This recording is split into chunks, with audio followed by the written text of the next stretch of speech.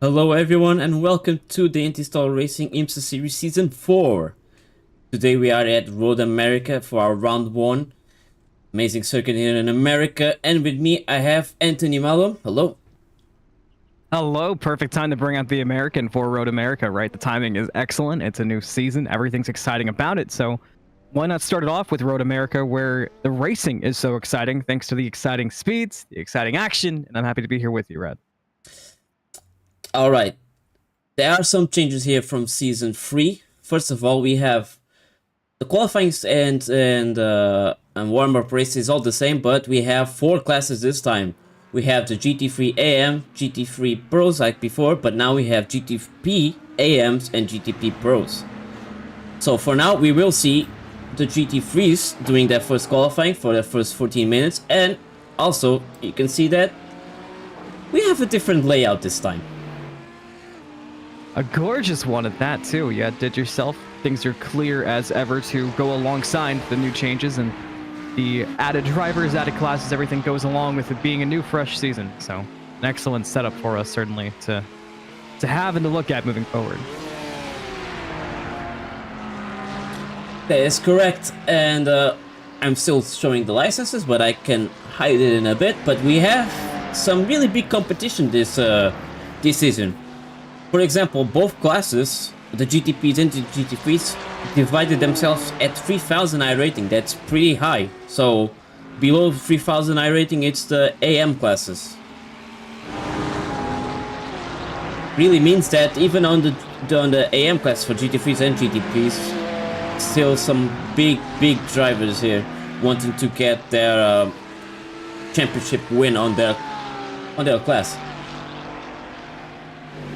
And the competition was very stiff last season, to say the least. So, coming into this season, if I was a driver, I'd be pretty nervous for this first race to get a feel for what everyone's bringing to the competition, to the season, and also just to try to get confident, you know, get some jitters out of the way, get yourself back warmed up. It was a pretty long break for a lot of the racers here today, so definitely got to get in here and get that rust off the tires. Exactly. So we will see for now only the GT3 class doing the qualifying, and we shall let's follow Carlos Bozas maybe.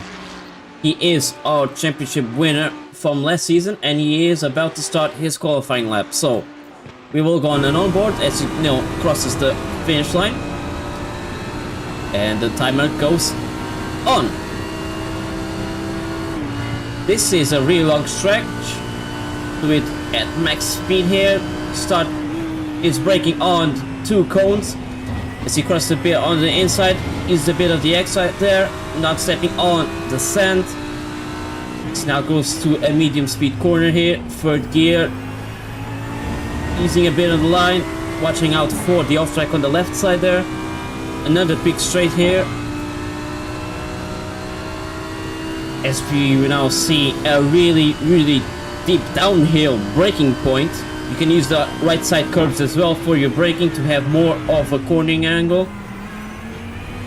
You can use the outside here, it's fine. It also counts as part of the track. This now goes uphill to an uncomfortable left turn onto a fast right corner. I think it is not flat out with the GT3s exactly, and he has to be careful to not step on the grass, otherwise he will spin the car. Another hard braking point here. Camber on the inside, used it to help corner the car. As you go to a long right-hander here, keeping a stable speed and start accelerating at the exit as it opens up to the left side here. This is the left side, and now flat out here. I think with the GT3s, it is dangerous, but it is flat out there as we saw. Onto another very hard braking point, but you can use the outside here on this corner as you see the camera to the inside, but the outside is fine to use it, but not too much, otherwise it will step on the grass. Last corner on the left here goes uphill. You can use more on the outside there on the other road there. As he goes to the last corner on the right hand side, use more on the left side here. Those great curbs help a lot to keep it on the track and not getting off track, as he will cross the finish line, and we will see what his lap time is. So it is currently at provisional pole 204.6. Other drivers are behind, making their own laps. As we see, let's see, I think Embry is on a lap here. Here we go. It was a fun ride along. I feel like that gave every example of how this track feels. It's a fun track to drive. It's sort of what you hear when every driver talks about it. It's a lot of people's fan favorite tracks to ride. You hear a lot about the American tracks and kind of excitement they bring, Watkins Glen being a good example, but Road America, you get to see it, but a lot of where the speed comes from, the way you had to go through the corners and always be prepared to get on that speed. We saw how careful Carlos Bozo is being with how speed was used, and I'm excited for the GTPs in relation to that, just seeing the way that they can get through this track flat out, seeing the kind of speeds we reach, especially in some of these very long straights, and obviously that iconic uphill ending. As we see now, Andrea gets the provisional pole here, 2 minutes 4.4. He is the highest I-rated driver here on the series overall, with a what was 9.1k. Again, yeah, 9.1k. So all the drivers will have some big shoes to fill. For example, Carlos Bozo, if he wants to get a second championship win. Right behind him is another Maxim Racing driver using his slipstream, hopefully to get a fast lap time. Right now, we are seeing all the classes together, but we can see who is currently leading each class separately.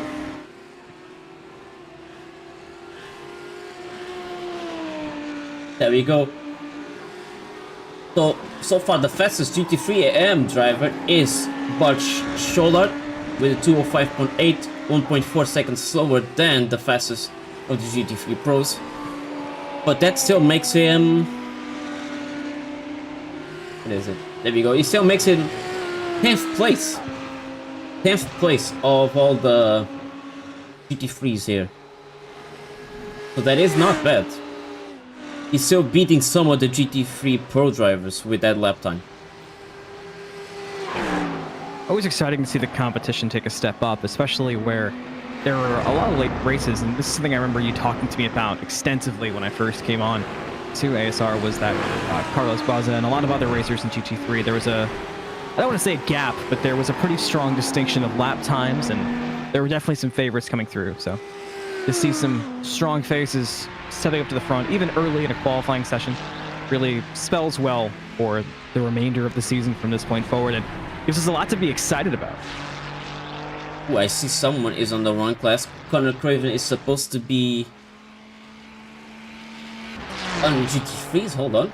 I will fix it, because I thought it was weird how there's an orange car here.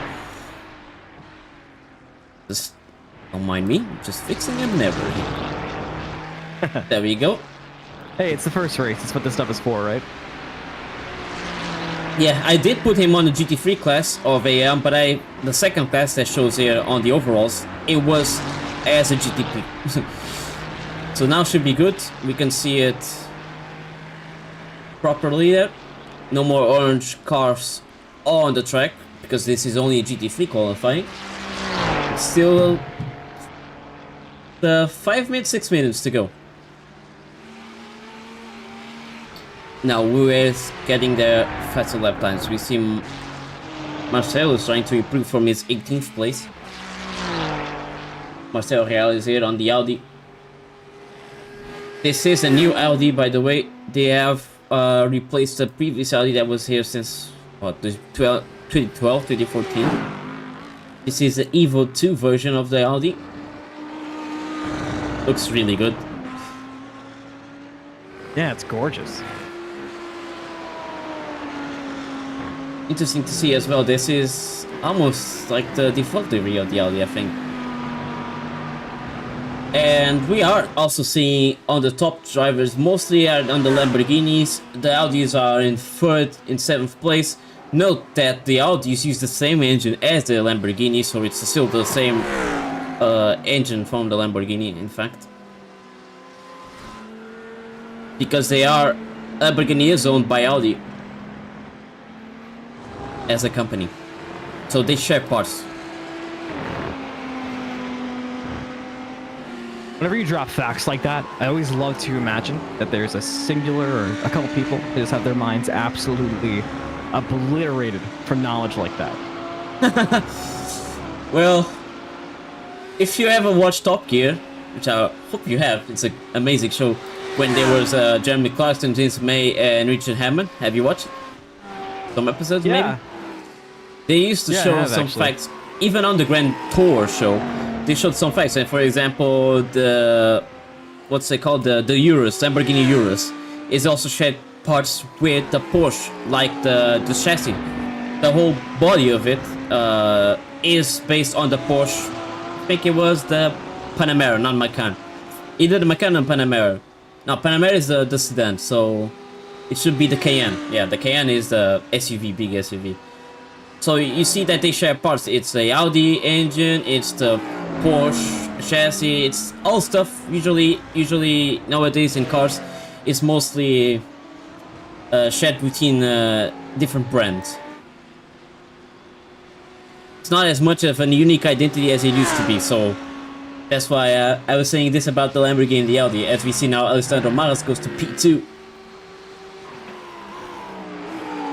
A lot of new names and new faces and returning drivers who are also having some good lap times so far. That's a nice sign to see. Ooh, he did the corner wrong there, the long right-handed, and that costed him his lap time. You see, the top three is both all Lamborghinis and all on the same team, which I can tell you the team which it is if I just go here. No.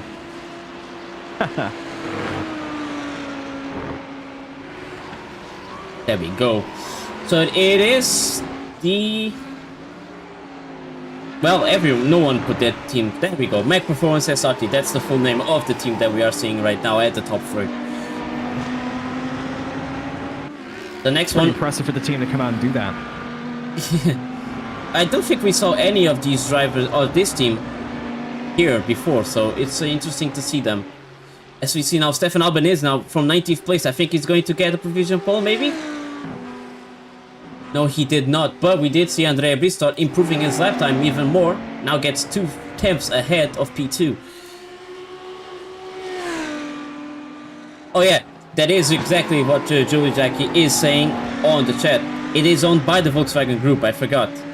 Audi and Lamborghini are subsidiaries of the Volkswagen Group. That's what I meant. But that's why they share parts. Even Porsche is also from the subsidiary of Volkswagen.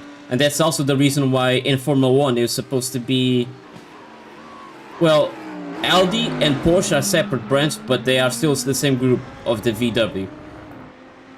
It's a lot of mixes. Ooh, that is a bit of a mistake there from Andrea. Guess that is his lap time aborted. We now go back to the racing, shall we?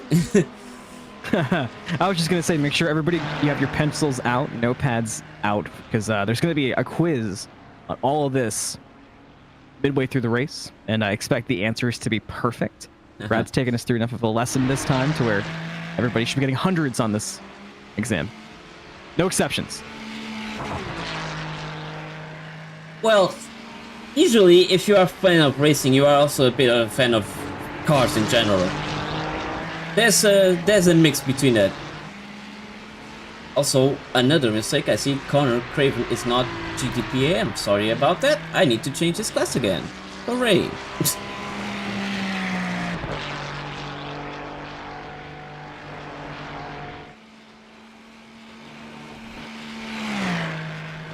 You know, one thing we learned and became quite a theme last season was there wasn't enough practicing at times being done, and a lot of times the first few laps were chaotic is the word I'll choose to use. And so far, throughout qualifying, we've seen quite a lot of people misjudge these turns and find themselves in the grass or aborting their lap times. And obviously during the race, not an option you have. Perfectly showing off my example there. Yeah, he just parked outside of the track. So we'll have to keep all this in mind and really pay attention on those first few laps to the racers who are getting through the chaos and finding themselves in comfortable spots, because those are the ones who will probably stick out as we get through the race. Now qualifying is about to finish of the GT3s before we go to the GTPs, and we will see how fast these cars are going to do on fast corners like this one, which on these cars it is a lift-off, but with GTPs it is full throttle. Looking forward to that. It's always fun to watch. All the onboards you can watch for Road America are always exciting, and you really get a sense of speed on this track, almost more so than others. It feels like a lot of that because of the hills and the different uphills and downhills you have, but as the corners you can really get that feeling of momentum taking you through.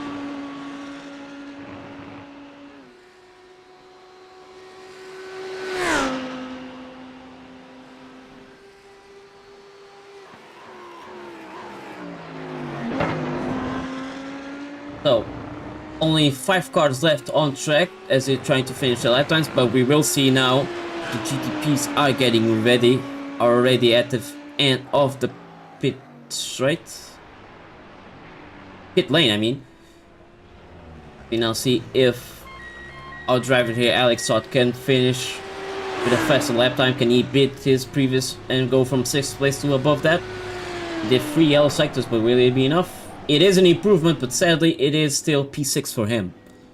As we now see the huge amount of GTP drivers as they go green.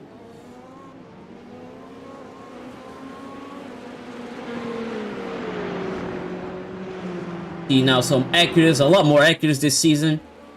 Cadillac is not as fast as previously, so now Acura seems to be the meta car, but could change from track to track. Could be on this track, that, for example, that the Acura is faster, but we will see. Previous season we saw... Where is he? I forgot their name. Who was the driver? Tony Patero, exactly. And we see here Tony Patero used to be the main Acura driver previous season, or in fact I think it was the only one. And he tried to compete as best as he could for the race wins. Sometimes getting second place, sometimes accidents happen and he couldn't even get it on podium, but he had pace for it. But now you will see other drivers that started dedicating themselves with the Acura. Ooh, it seems like almost blocking there. Tony Patero really wants to get ahead of the GTPs, ahead of him, to not be slowed down on his first lap, but I think he has to stay behind this time. Tommy was a racer who I feel like we saw consistently come up just short of many different big moments, and it feels like 5 to 6 different races where Tommy was having a great race or making a great push, only for it to end in either an accident, a disaster. There was a million different circumstances. So coming into season 4, I'm sure Tommy Patero is somebody who's trying to right those wrongs and have a strong season right out the gate. But I'm sure it's something you want to talk about, Rad, but doing so in an Acura, which was the Tommy Patero signature this season, a little more crowded. Yeah, some big competition to fill in now. As we now go to on board here with the Porsche of Christian Glanstead for Nils Lim Sim Racing. He does turn 1 very quickly, really good. As he goes now the second corner, a bit slower here. He seems to slip a bit, but keeps it on track. Now go to a long straight here before we go downhill to a big braking point. Uses more of the outside again. He actually seemed like he braked a bit too early. You see, he didn't even use much of the outside there, but he keeps going, still keeping it easy on the first lap. He still has a lot of time to improve his lap times anyway later. Saw that how fast it is now with this car on this class. That corner just fly out really quick. A bit slidey there again.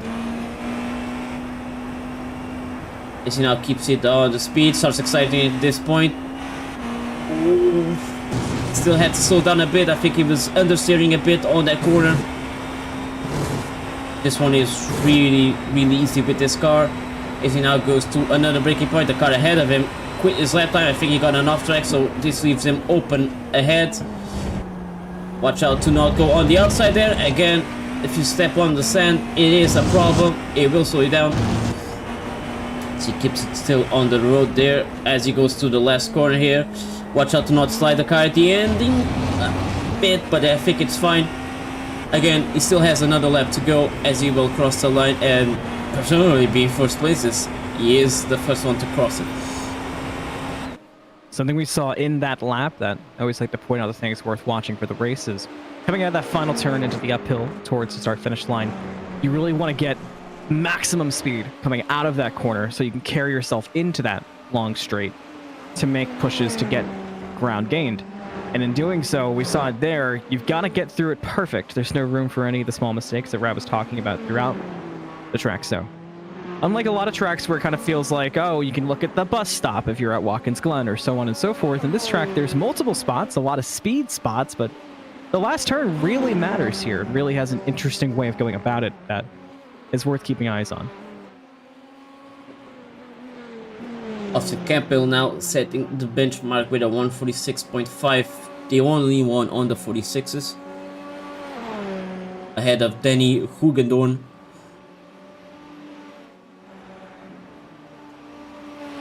So yeah, now in the second lap could be good because the tires weren't warmed up enough. Let's just see how the weather is right now. 38 degrees on track temperature. It's still hot, but not as hot as usually this track can become. Usually it goes to 42, 43s, even on this time. Well, that is something that our drivers will need to keep ahead in. Notice it if the track temperature is changing. Mr. Glam said now setting another fastest sector there, but he did get the slowest of the first two. But can it be enough for him to improve his lap time and get at least P3? Ahead of Brian Loynes on the other Acura, it will be P2 in fact. As Tom Desville now steals his P2.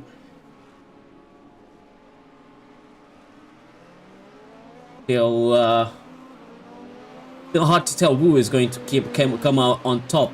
Austin Campbell is still doing his lap before he pits again. Matis, championship winner from the Parisian, gets now to the provisional pole, but let's see if Austin can improve his lap time. Oh, we did 4 yellow sectors. That was a worse lap time, unfortunately for him, so you will have to try it again.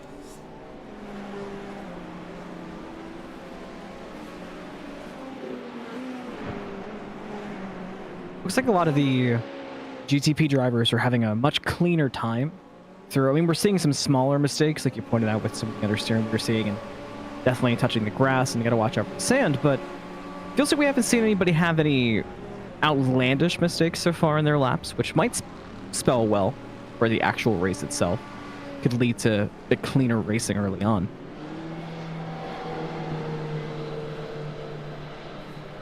We are seeing Brian Loynes being the fastest of the GTP AM drivers with a 147.3 of Altitude Esports. He is P10 of all the GTPs. Kevin Stam right behind him, 9 tenths behind him in fact. Still pretty much there's room for improvement here from Brian Loynes. Definitely has improvement opportunities here.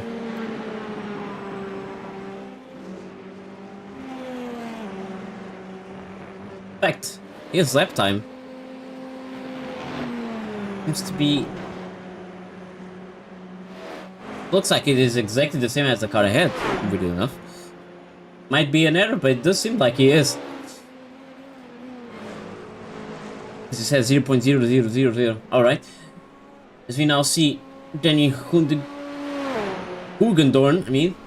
It's a tough name to pronounce if you're not Dutch. It's going to start. Yeah, and now you know how I feel. Oh yeah, I understand. Throughout the season, you're going to hear me saying a lot of first names, but I don't know about a lot of last names. Yeah, just say Danny. It's easy. Ooh, give everyone a nickname. Make everybody my little Tinder car. That's the way to go about it.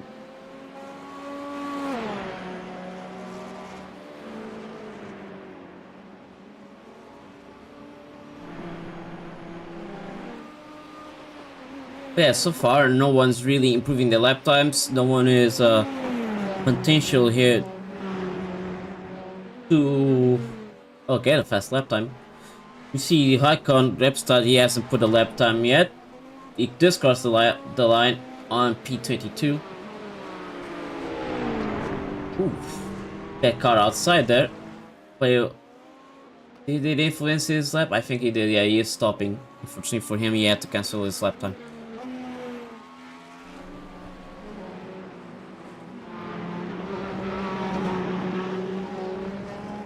See some sliding on the cars on certain corners, especially the slow ones. Both Acuras and Cadillac seem to be sliding, even though yeah, this is not the fast lap for Austin. I think he's going to try it on the next lap. Same thing with Christian. I think he is pushing, but it's all yellow sectors. I don't think this will be a lap time to beat. Maybe the next one. Currently in P7. Alvaro Gutierrez here. I remember Alvaro Gutierrez was on the Masked Devils team, but I think they don't have a livery yet for the Acura, being the faster car. Or meta car, to say. I don't think it's exactly faster. Gutierrez was a racer who felt like was in the middle of every piece of action in those last few races in the season, so that's definitely true. A name I'm excited to see come back. That's definitely happened. And we see now Wesley Caspers just gets the provisional pole, ladies and gentlemen, ahead of Matis. Wow. Ooh. It's a little slidey there, but thankfully it doesn't impact on the other drivers. But yeah, we will see now. Matis is probably going to do the fast lap right now, trying to get the pole position again. Albert Priem here is also improving it. With 3 green sectors, 2 yellow sectors. Is the last one going to be enough for him to improve from P17?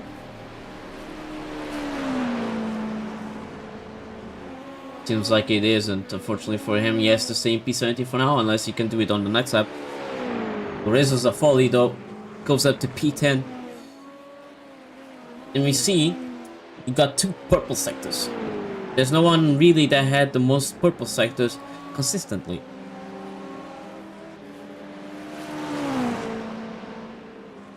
And the track is busy. You see everyone around. The number P25 currently of Sebastian has a full clear track ahead of him. Will it be enough for him to improve from his current position? He does. He goes to P10. Good for him.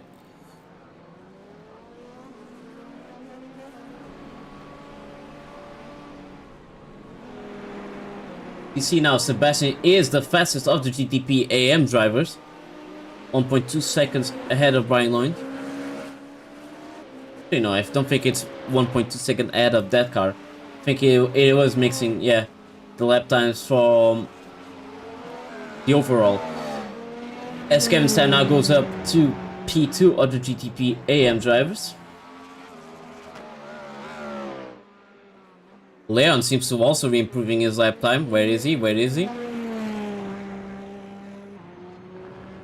I'm trying to figure out where his name is, but couldn't find him, unfortunately. But he does not actually improve his lap time. It keeps on the same position, unfortunately for him. Now, we were trying to see Matis because he's now in P3. Doesn't seem like this is going to be a fast lap from him yet. Something you need to be careful because it's only 1.5 minutes left. If he doesn't get a pole position now, gonna be having a lot more trouble on the race. Though we have seen previous season, and you remember this as well, how good Mattis is during the race than he is in qualifying. Yeah, that's very true. I believe I can't remember which track it was. It was one of the last 3 races, but we saw Mattis have a risky pit stop, make up an insane amount of positions, and still manage to come away with the win. I felt like every race for Mattis was just the world against him, but still able to overcome it to find strong finishes and if not victories, which makes sense for somebody who would go on to win championships, certainly. But going into this season, it's going to be imperative to see how quickly Mattis can get back into those shoes and get back at it, or if, like we talked about, it being a fresh season, we can see some of these newer faces or returning faces in new cars with new attitudes have their jump up to really try to keep Mattis from getting to that comfortable position once again and make it their season.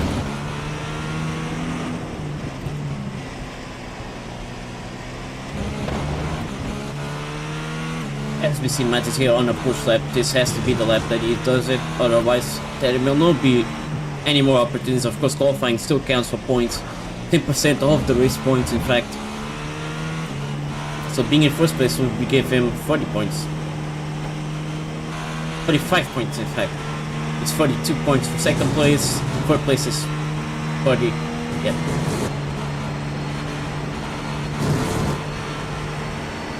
Kevin Sam having a notice for impeding on the pit lane.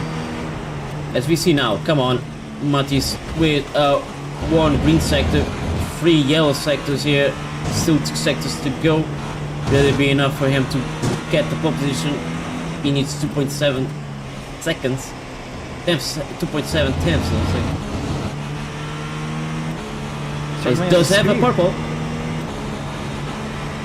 Will it be enough? 2 purple sectors in fact, and it is a pole position for Mattis, right? The first race.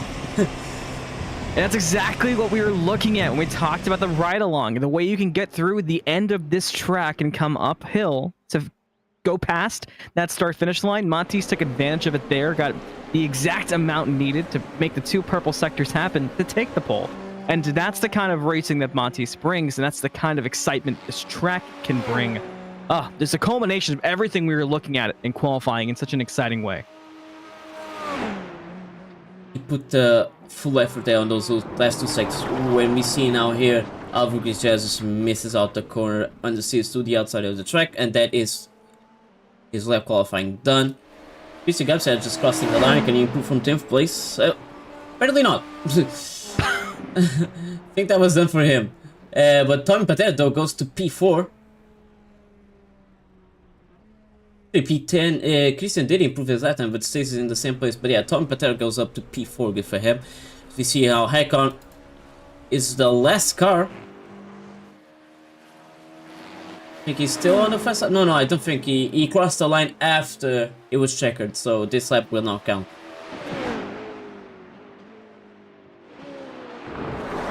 As we are coming towards the end of qualifying, it kind of gives us breathing room, time to relax before we get into the race, check our broadcast chats, get our water sips in, all the exciting stuff. But if you're a viewer, so far, one of the biggest things that you can kind of take through from watching how qualifying has gone through is that we have a guaranteed exciting race come in front of us.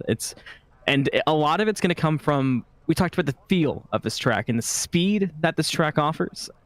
Once we get to the pack racing, anyone who's watched any Road America knows things are going to be the pinnacle of exciting. And I said at the very beginning when we got in here, and I'll say it again now before we start, the race as we get closer and closer to that point. What a good way to start off the season. It's true. So now our drivers will be heading out for warm-up. Take a little break, go very quickly to the toilet if they need, grab a little snack just in case they need it for the full hour of racing that is going to start in a bit. That is, of course, 2 pit stops that you are supposed to do in this race. Already something happened. You see Tony Pater lost his front.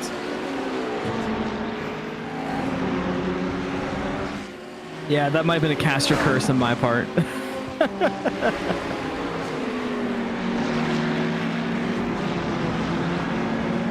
feels like it feels like hecticness finds Tommy Patero wherever Tommy may go. Yeah, fortunately for him, he really wants to get at least one race win because we saw there were close opportunities for him to get it. He needs to keep it together till the end of the race.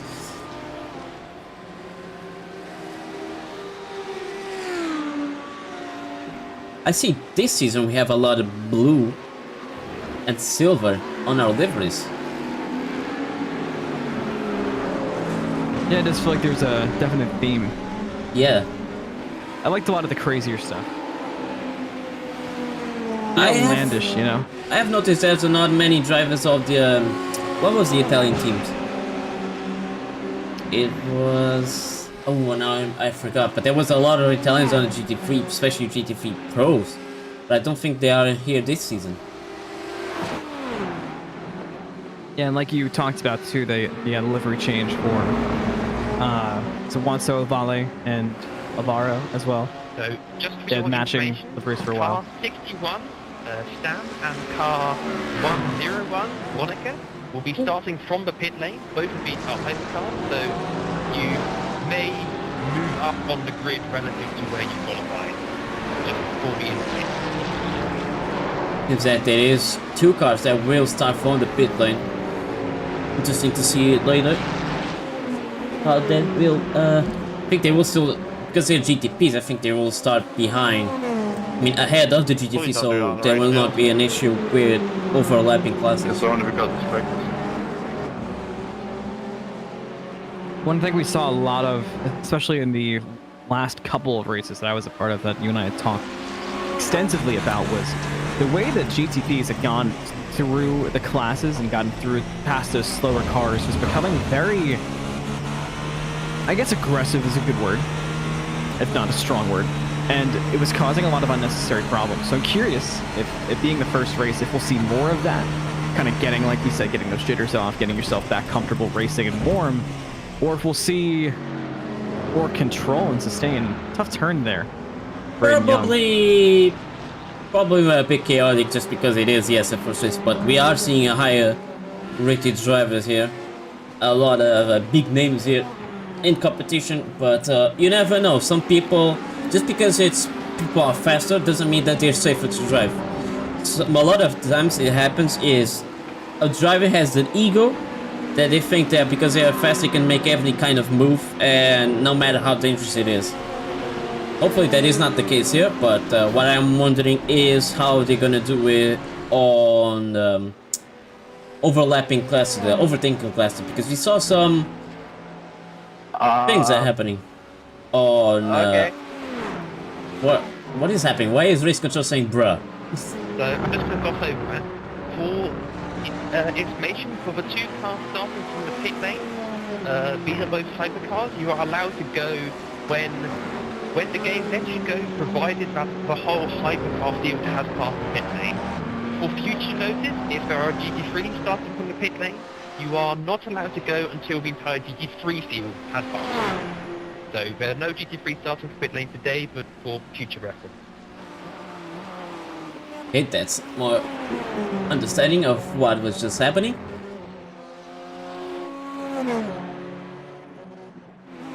But yeah, overthinking the classes. A lot of accidents happen because either the GT3 didn't sometimes see the GTP going to overtake, or the GTP making an overtake that wasn't very safe to do. So we see if this season, at least the first race, people will be more careful. They have been briefed, be careful about that. So I wonder if that will happen. As we now see, warm-up is finished, we can go for the rundown of the grid.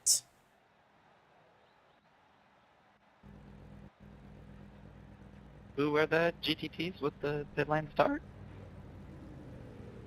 So, Mattis does get Number the pole position. 61 and number 101. So that is 61 Stam, 101 Roneka.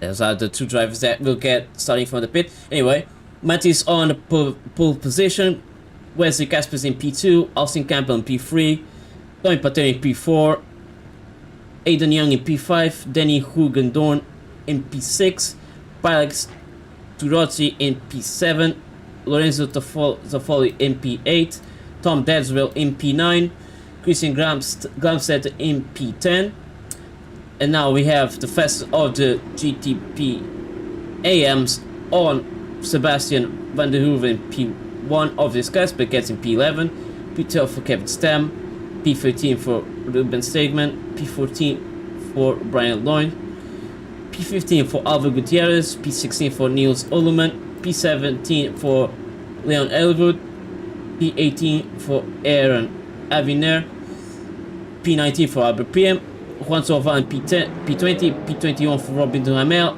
P22 for Carlos Pons, Ricardo Riva in P23, John Diaz in P24, Daniel Ronke in P25, P26 for Freak Smith. Icon actually from the GTP Pros is actually behind everyone else at P27. Now can I make this by class? There we go. Just wanted to see. While you have this nice full formation lab to There we think go. about your life choice, think about how all your decisions led you to this moment. As a reminder for the GT3 field, we ask the GT3 pollsters to leave a gap between 5 and 20 seconds. Preferably a big gap in this case, because it may very well be messy up ahead. And as a reminder for all cars in all classes, the green flag does not start the race. The race will start for your class when the leader in your class goes within the start zone. That's That being right. said, I hope you enjoy. So it is dictated by the starting zone that the drivers have been briefed, not by the green flag that Arneson puts out. So the GT3s, we have Andrea Brissot in P1, P2 for Alessandro Marras, P3 for Giacomo Murgia, Carlos Pons in P4, David Lanzani in P5, P6 for Alex Ott, P7 for Roberto Kovac, P8 for Ferran Ballon, Emery Kemalin in P9, Adam Watson in P10, P11 for Marcelo Reales, P12 for Marco Massetti, and P13 for Ishal Yunus. Actually, notice, no. It is mixed. I forgot. I needed to do this to see the classes of the GT3s. The moment. There we go. So that is. Where were we? It's still showing by class. I'm sorry. This is the worst part of it. It's because the GT3 Pros and AMs are always together and I cannot make a difference. So let's just go say what is the fastest of the GT3Ms. Who knows? Yeah, exactly. Easy enough. Yes. As we know. Perfect timing anyway. No, it's still a long time. I had a lot of time to do the grid. But we will see here how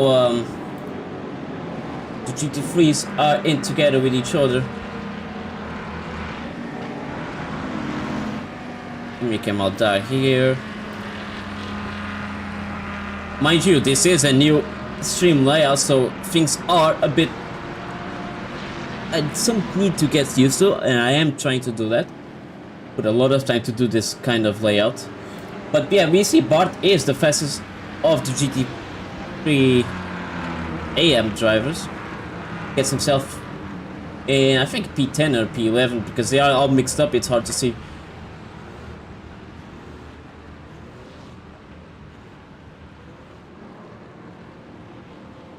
We now are approaching the last corner here. For now, we will see all classes together like this, so it makes it easier. Let's follow our P3 for now. As now the safety car will go into the pit lane in a bit. We see our GTPs doing their start. As it goes green, Matis still stays in P1. Look at the gap he already got from P2 as they are starting to fight each other. Tony Patera on the outside here. Can he get an advantage? Does he gonna back out? Mickey still. Goes up to P3. Watch out to not hit the grass. That is a bit of a slowdown, but he still defends up on the outside here. Goes to P4. Aiden Young, I think, trying to see if there's a gap to go inside there. I think Tom Petter is still going to try. Unfazed so far, but getting slowed down. Tommy's still looking for it. Yeah, he's still looking. And Monty's in the safest spot so far. Tommy goes for the pass and actually might have a chance at it coming through, but gets turned and spun out.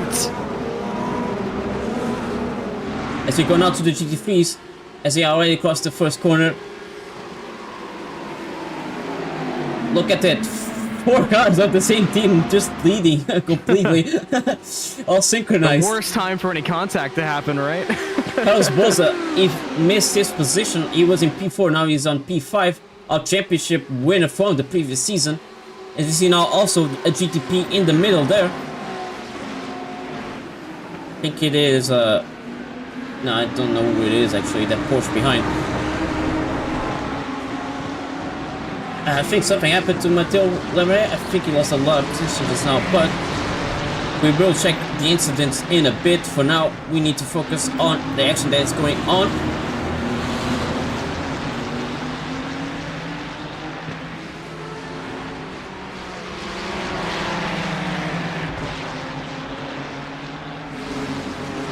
I mean, ooh, shows that how is safe and needed first place was for Matisse earlier with the GPT action.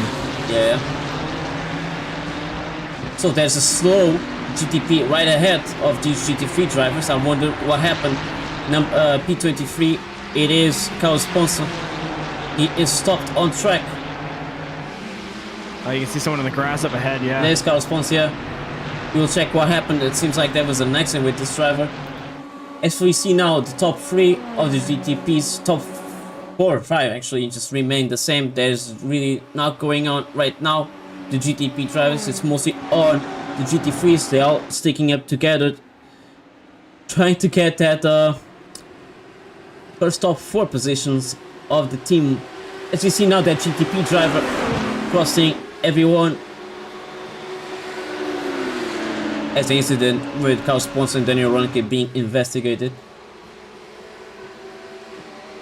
So, I think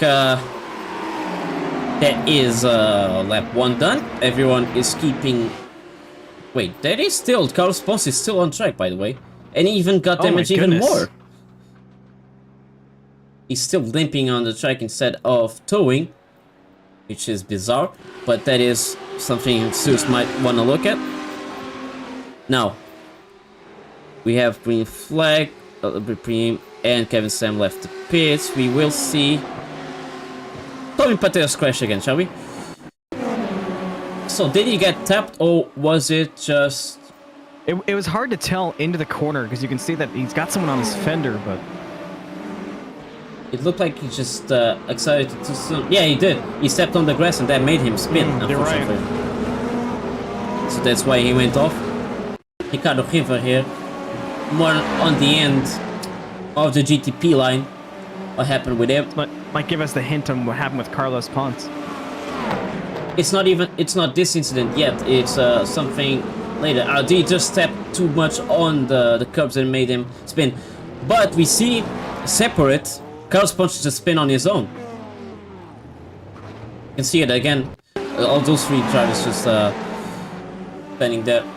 But yeah, we've seen just this happening again, because I did notice that Carlos Ponce spun on his own. He didn't touch anyone on this point. Maybe? It's hard to tell. Yeah, I think it's really hard to tell. There may have been contact on that right rear corner, but it's really hard to tell. There we go. As you can see a slight almost jitter in Carlos Ponce's car as Ricardo gets spun. Okay, so this happened. This is what I wanted to see. This happened because he's lost control of the car. That's what happened. Ooh. But why did Carlos Ponce lose this? So, this was about here where we saw...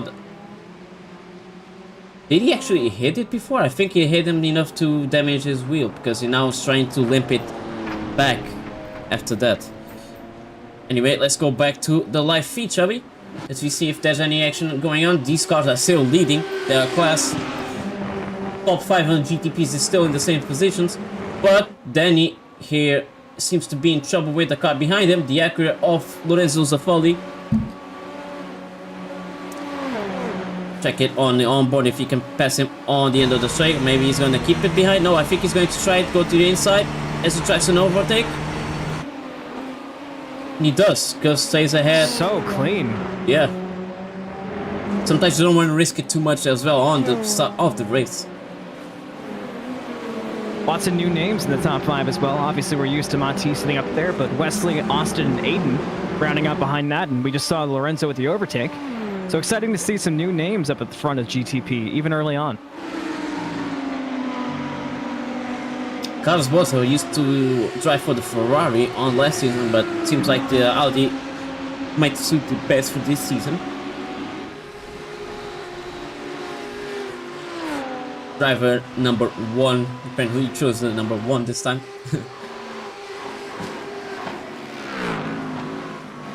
I like it, confident number to drive after a season like Carlos Bozo had.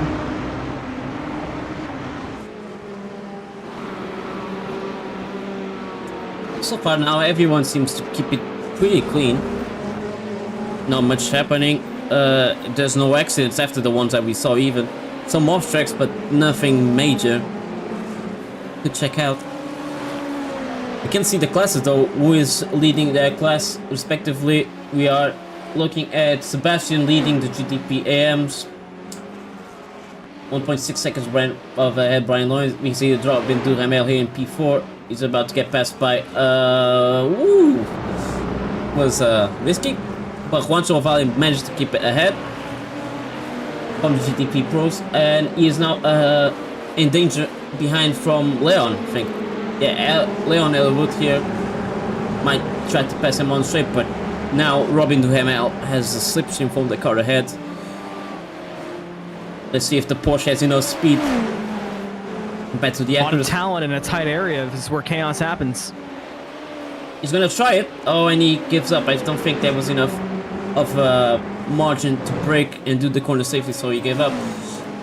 Mattis though, finally he reached the classes of the GT3s, so now he has to go around traffic, and look, the traffic is blocking him and Misley, as Austin now takes this opportunity to catch the leaders as well. It's one of those situations that sometimes traffic really doesn't help you.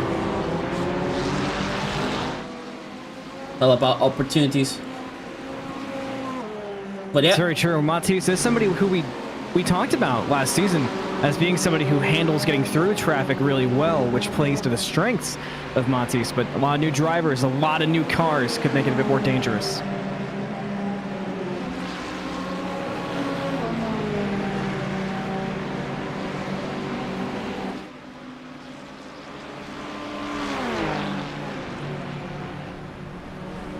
so Austin did get close to Wesley because of the traffic, but I still don't think it's going to be enough for him to pass. He's going to have to win that opportunity. These two are neck and neck here, side by side. But then he still keeps himself in P6, couldn't overtake again Lorenzo, since Lorenzo overtook him on the straight. Yeah, some action here with the GT3s before the GTP's leaders are about to pass him. Let's see if Marcelo can make the pass. I'm still sitting behind, as we see now the GTP's going behind the Audi here of Marcelo. Have to be patient and overtake him on another spot. All clean, all good.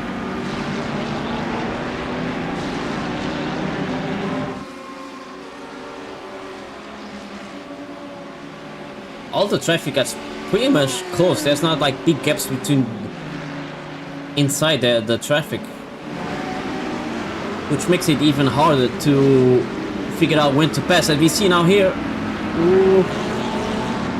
Marcel had to go a bit wide to evade that GTP car.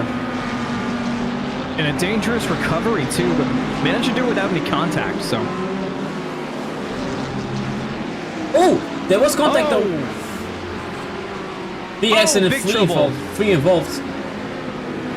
I think Kirsten got tapped by behind. It is something we will see in a bit. Let's just see if they can return safely to the track. I think there's enough space now on the inside. The cars are going on the outside. Ooh, that Ferrari just... Oh, that's broken. The Porsche is broken. You can see it's crabbing right now. Car going all sideways. That is not good. Then he's going to spin again. Oh, almost. There isn't much traffic behind, but yeah, Alvin Gutierrez don't have enough damage, so he can keep going. Right. Meanwhile, let's see our leaders. Leader is clear of every GT3 traffic now, so clear track head. Look at that. 1, 2, 3, 4, 5, 6 cars involved in that investigation. Gonna be one for the steward. Let's see here though. Oh, no! He took out the GT3.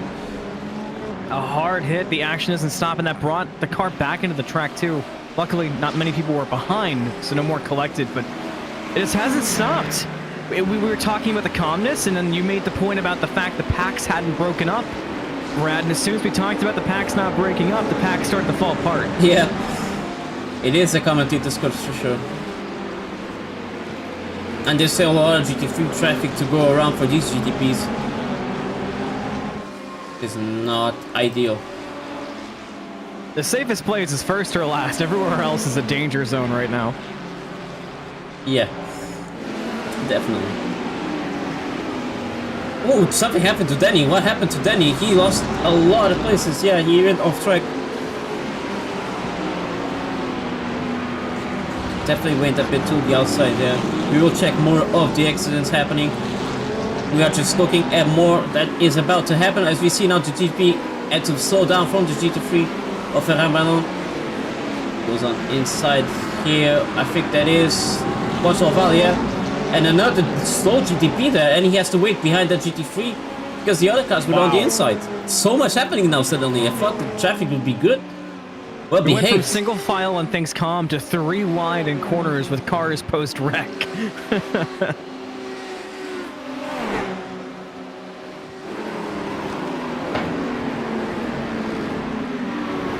And can it be saved? And it is safe for Neil Zullman not to hit the GT3 down south. This is the leaders now, the leaders of the GT3 class.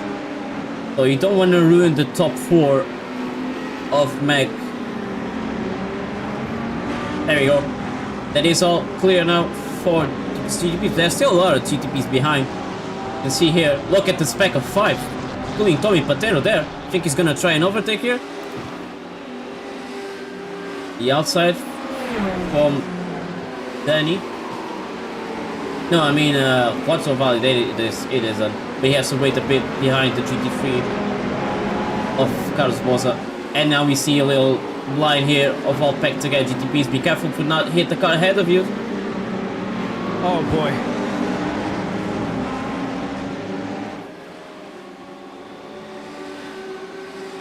Seems like everyone now is keeping themselves together. Ooh, there's a very late defending there from Juan Valley. And they hit. Oh! And apparently it's back. The back of the car is back.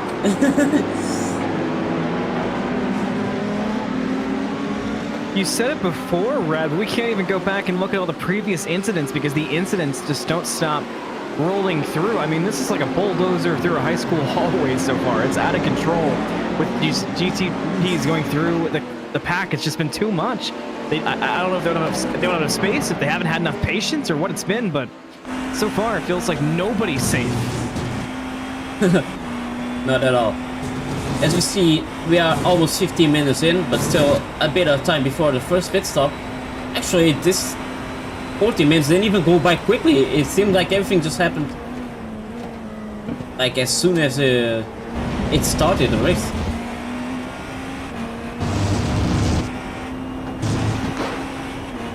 Now, we will try to see that is our leaders here going on, but we will see now the crashes, shall we? See if we can do it. Then Muri. We did see something happen to this Saudi before. But I think was it on his own that he got hit. He got... Oh yeah, it was unfortunate for him. He got tapped from behind. So the other car... And John Deere there managed to not get involved in that accident. As you know, Dan Murray goes inside the pits to repair his car. That's unfortunate. This though, I think Christian did this to himself. Oh, was it because I already had damage? Yeah, he already had damage, and this happened anyway. So that's why he had to tow to the pits. Now he's in P24.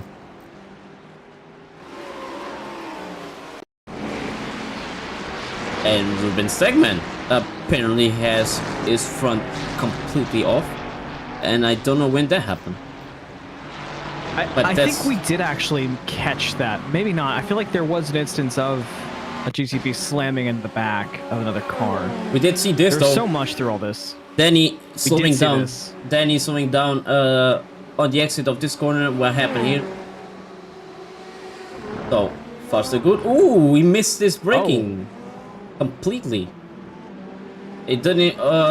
Could be a brake issue, but yeah, he lost a lot of time with that, unfortunately for him. Sorry, that's the same thing we saw.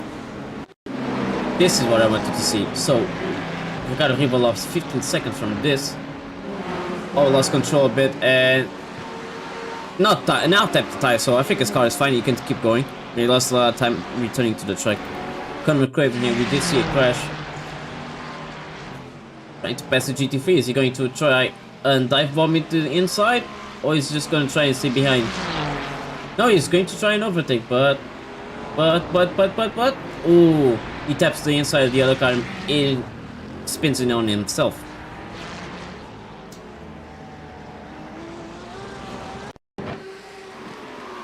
This isn't really important, but I think this is,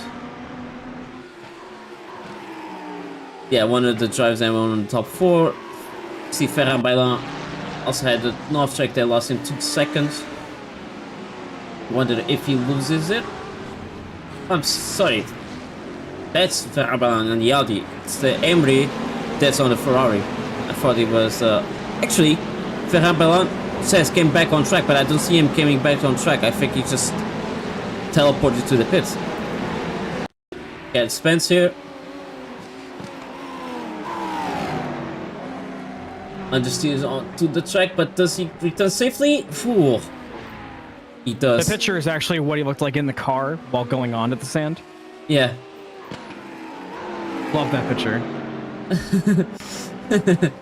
Alright, so that is everything we saw of incidents. We did see a lead tap, but that tap didn't actually activate much. I think it was just a false alarm. Has been some ground made up though for the GTPs. Last time we checked in on Montes and Wesley, I believe it was a 2.5 second advantage. Could be the traffic, because where is Mattis? Mattis is in the middle of the GT3s again. At least he will start overtaking. Yeah, he started overtaking a little back there. But yeah, I wonder who's going to pit first though. We saw this be a make or break a couple of times. We talked a bit about Tommy Patero and the luck. Tommy Patero is somebody who made a risky call with pitting last season and ended up working out. I believe that was, oh yeah. Do you remember what track that was? I had it and I started talking about it and left my brain, but the big thing was there was a risky pit move. I believe Tommy Patero and somebody else waited, and they went the whole race with one pit when it was meant to be a 2-stop race, and that decision led them to winning, but it was off of their gas tank about to run out, so definitely a big risk involved. Definitely curious that we'll see more of that today.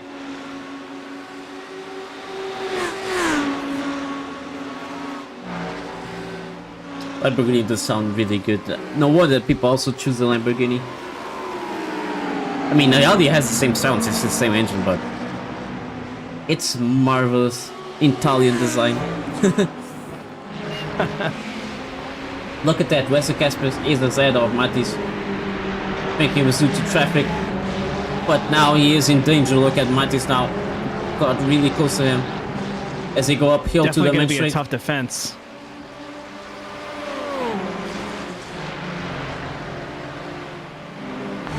He's defending the inside, so I don't think he's gonna try it.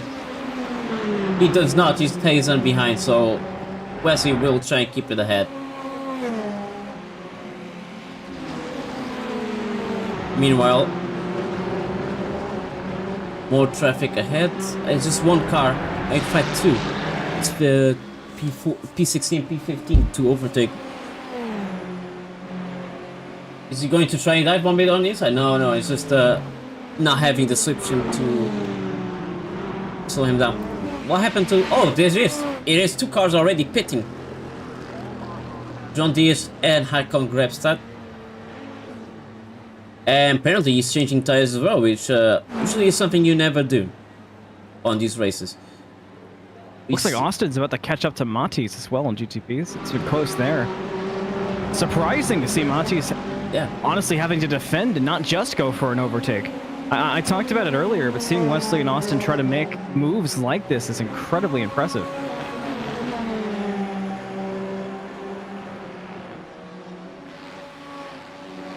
The former champions being tested.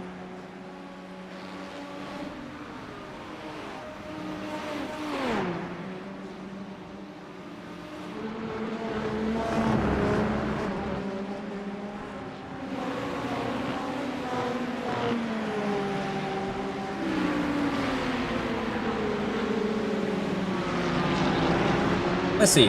Wesley, is he going to the pits? He is going to the pit. I mean, Mattis is going to the pits. So is Austin and Lorenzo. Only Wesley seems to keep it outside. There you go. Juan Valley gets a 10-second penalty. Look at that. Now the pit lane is getting pretty full. Let's see if we see this driver as well taking tires, because I don't think you need tires in Road America for 1 hour races.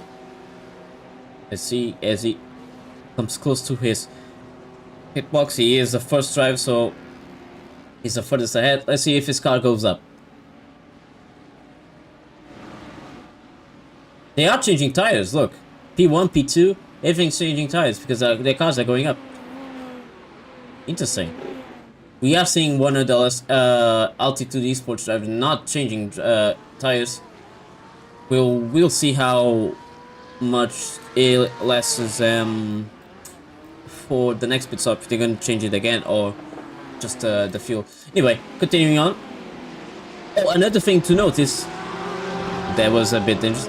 Another thing to notice is because you are refueling and changing tires, you're not going to lose as much time. It is slight time lost, but it's not as much time as changing tires and refueling separately as it used to be before. So you can do it, but you might lose a bit of seconds. But what you might lose time is on the fresh tires. We saw how cold tires really aren't good for driving at the first part of the stint. It will create a lot of options, and curious how Wesley will go about this from here on. We've seen risky maneuvers like that and a unique take on pitting and ASR before, but already was an interesting and impressive start from Wesley to get ahead of Matis the way that they did, so I'm sure they're not keen to give it up too easily.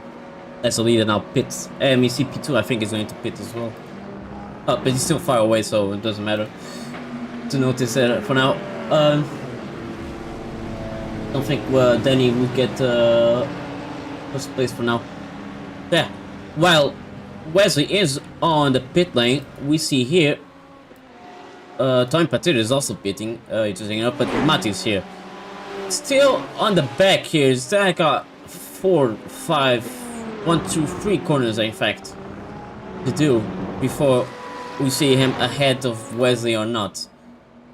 And we see here, I think Wesley did not change tires. I don't think his car is up. Hard to notice because it is so far away. Meanwhile, Mattis now on the straight. And will he get ahead? Let's see. There it is, Wesley and Mattis. Oh, it is Mattis ahead of Wesley for now.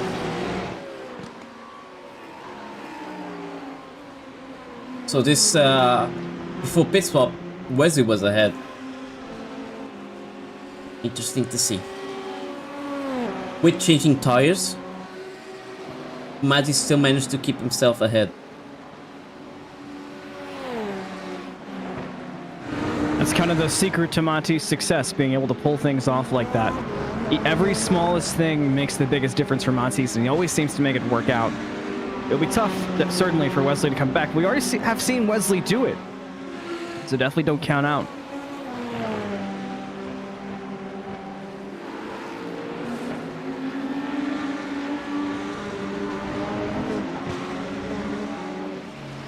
Whoa, that was 3 wide on the straight there. Who comes out on top? Seems like Robin to ML, but it's still not over. Even though Robin does have the inside for this car, can he keep it inside? Yes, he does, and Niels has to back out a bit. And has to go on the long way out. Ooh, super close to the rear of that Mercedes there. And that is a position for Robin to ML. There's a crash going on here. Urban segment. Let's see if you can do something. Where's the crash? Oh, that's the crash. There we go.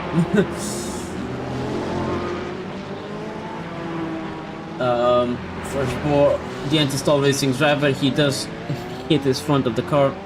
Please check the GTP running in the...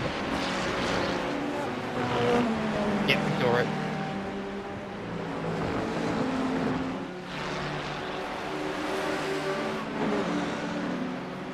Neil still keeps going anyway, and now we will see who else is in a close battle. We see Marcel Reales, these 3 GT3 drivers, Marcel Reales, Tim de Hood, and Marco Massetti. There we go, that's one of the Italian team drivers behind. Marco Massetti seems to be the only one of the team here this season.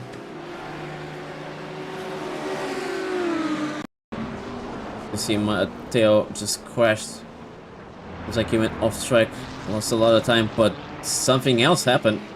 I mean, yeah, his hood is off. And this happened. That's not ideal. Ooh! Then he had to go off track completely to evade that. I wonder where Danny is. Oh, there you go. I knew it. Something happened to Danny as well because of that. Let's just see what happened to Danny's car after that incident. It's completely lost. But he doesn't hit the wall. He can still keep going. It's just unfortunate for him. Now he's on P33.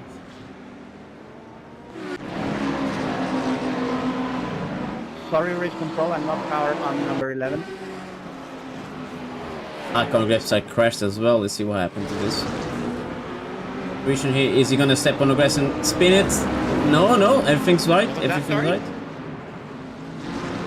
Oh, hits the back and brakes to avoid the crash. Watch out.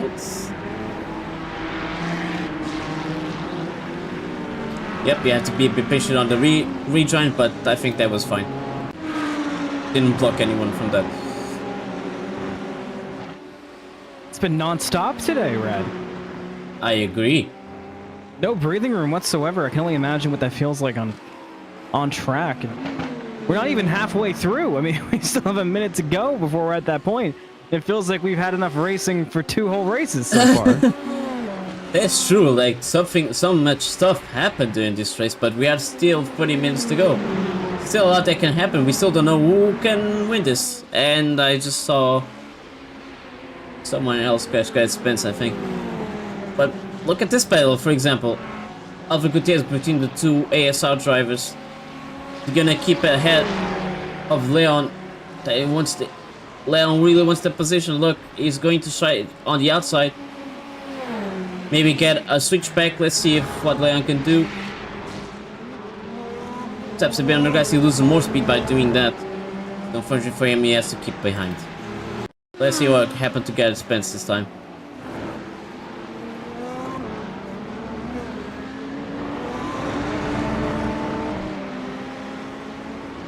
Is it on this corner then? Yeah, just loses control on that corner, seems like. Oof! That car was dangerously close to the GT3 that's one. Has to wait a bit and then he can rejoin safely. Meanwhile, this battle with Leon and Alvaro Gutierrez still not over.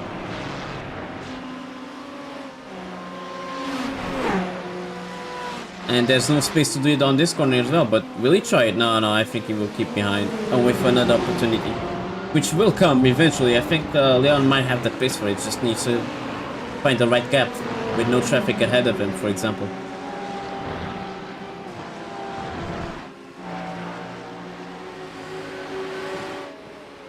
We have seen, looks like P1, P2, P3 is now different. P3, in fact. Carlos Bosa managed to overtake 2 of the cars.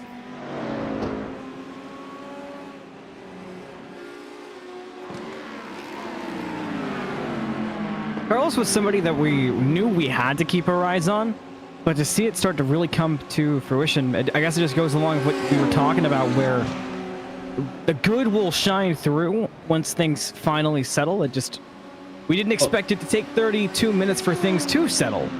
Look, and Leon did overtake Alvaro Gutierrez. We missed it because I was looking at this gap, but yeah. What I wanted to look at is the pit stops. Let me see if it shows like this. It shows like this. Okay. GT3s have done their pit stops, of course, but we are seeing some GTPs that done 2 pit stops. On the Priam, Kevin Stam as well. In case Kevin Stam is because he started from the pit lane, so that's why it says like that.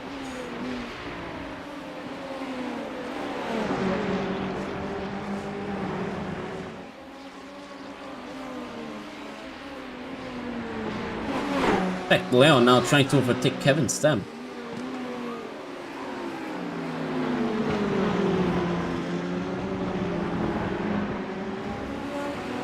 Who has to go a bit off track to evade getting too close to the GT3 there. Just a little off track, but it's fine. He's now going to push really hard there. It's not hit the grass as well, but can he actually do the overtake now? Is he going to try the overtake, or is he going to stay behind of Kevin Stam? 1/10, less than a tenth now. He's going to the inside, and Leon does. He does get it. Kevin, oof! No, he did not get it. He lost the control right at the end there. And here, an instant return and pass coming out from Kevin Stam. Yeah, Leon had to slow down himself to not hit that Lamborghini, because Kevin Stam was already overtaking him.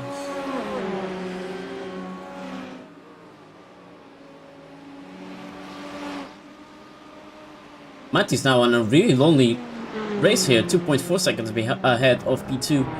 Austin is close to Wesley though. This isn't over for them.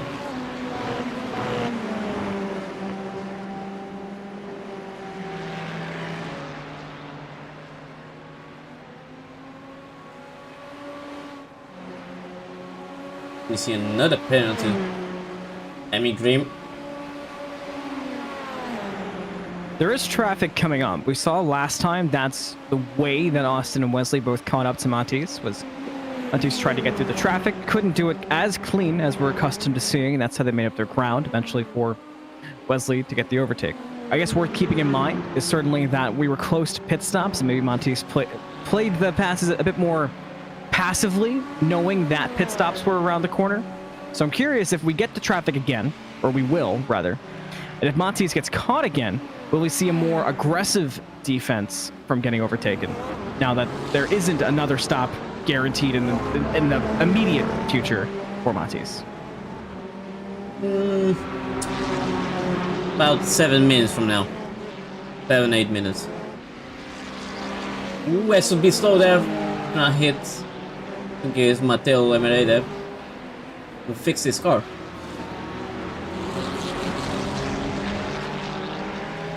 Oh, Anthony 40. No, I think it is Anthony 40 has a red number. I had a contact with car 61, like my lap 15 or 16 before the Parabolica, and I'm losing like 3 seconds a lap due to the damage. I don't know if that's possible or not, but if you just can check it, thank you. Okay, we're looking at it now. Alright, we're looking at that now. investigation being done here while these two are driving. Alvaro was complaining about an incident while he was fighting Hakon, actually. Interesting enough. It's kind of impressive. Yeah. There's an off track there from... I forgot what it was, Brian Lloyd, I think. But we see here the crash with Aaron. What did he do? Oh, that's just misjudgment from Aaron, apparently. Just before the kink on my lap 16, please. Copy. Go. Look at this now. Top 3. Here you go, Austin. Trying to get Wesley finally. This is the closest that they've gotten so far. But this is good for Matis. If they keep fighting each other, they're just gonna lose time, and Matis just can cruise around and get another win. I feel like we saw Montes take advantage of that multiple times last season. That was almost another one of those tools in the toolbox for Montes. Was, all right, if you want to keep fighting, go ahead. I'll just gain a couple seconds, and by the time you realize it, it's too late to change what you're doing, and I've already pulled away and essentially guaranteed myself that first place.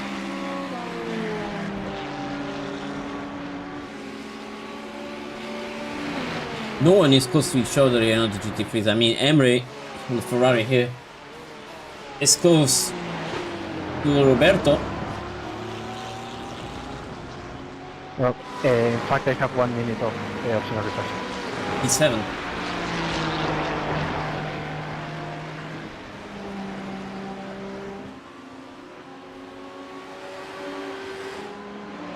Is it going to be a pit? Oh no, I thought it was going to in a pit of the GTs, but yeah, there's still some minutes left before they have to do it.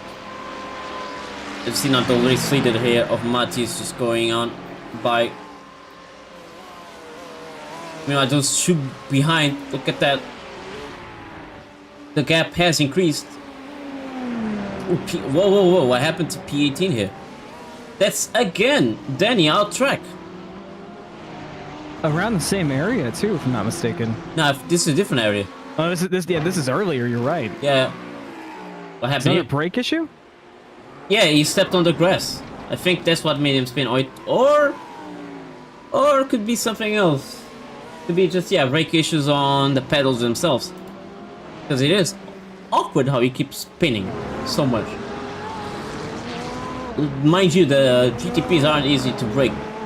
There is some training needed to do to brake with these cars because the GTPs don't have ABS. Ooh, look at how close these two are now. They have to wait for another opportunity. I mean, Austin, because there is no overtaking spot.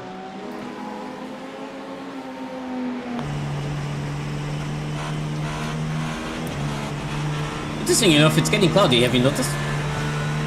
I have. I was almost like, hey, are we in the middle of the rain patch? No, I'm kidding, obviously, but Yeah. yeah. But the temperatures have gone down. We started out and it was a hot, sunny day on track.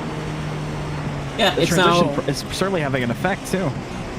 because it is suddenly colder now. 44 degrees track temperature was 48 before. And another thing, it might mean that you don't need to change tires since the tire wear is gonna be lower.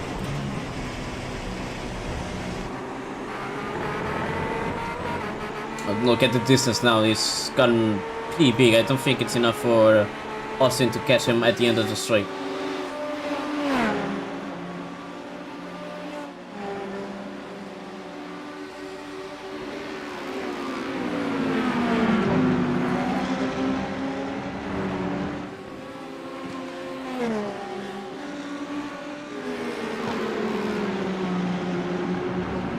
Yeah, as they go on, we see Marco Massetti here trying to overtake the other GT3 ahead of him, Bart Schobert. Current leader of the GT3 AM class, Bart.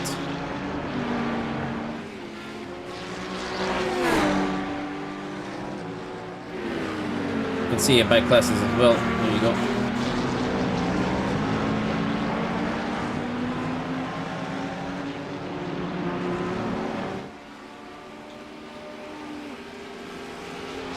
also going to try and do it now on the inside of this corner. He is looking a bit, but I think he's gonna keep it behind and wait for another opportunity because it does seem like Bart is a fast driver. Might as well not just lose it on the next corner. Oh look, he is going to try in this corner though. Again, they are not fighting on the same championship, but it's always great to race everyone if in the same class, if you have the same pace, you know. So even though a bot is on a different championship, he's still gonna give it all because he is a racer. That's what it's about, certainly. Albert Preem here, involved in the crash. Premium racing for Albert Preem. Nice one. Is this gonna be a premium move? It wasn't. Unfortunately for him, it was not a premium move. And he hits... Oh, almost hit the wall there. Ooh. But yeah, managed to return to the track. Unfortunately, I think it took someone else on the GTV. That's going to be investigated for sure.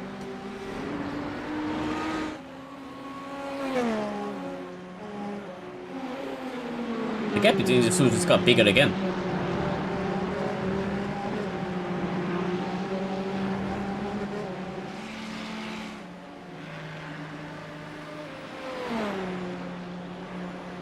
Meanwhile, yeah, the GTP pros are about to overtake from GT3s.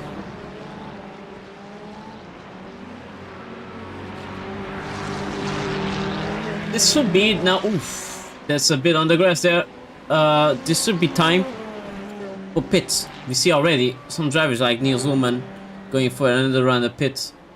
This time does not change tires, it's just going for fuel as I expected. Let's see. The top drivers are still a long way from the pit lane, so we don't know exactly the opportunity we'll get to do so.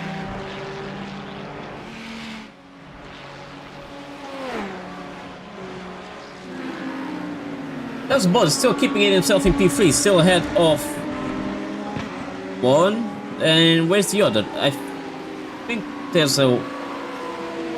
one of the main drivers that's supposed to be here is not. I think something happened to him. He's out of the race. Giacomo, right? Yeah, Giacomo. So Giacomo, who was previously, I think, the top 4, is on P17.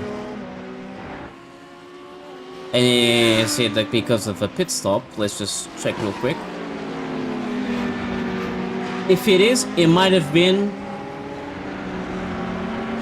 We can even check it. Wait. Last pit stop. It was early on, so I think it was an accident that avoided him pit another time. So that means he will have to pit once more probably. So it's not like he can gain advantage places by just pitting and then he overtakes him again.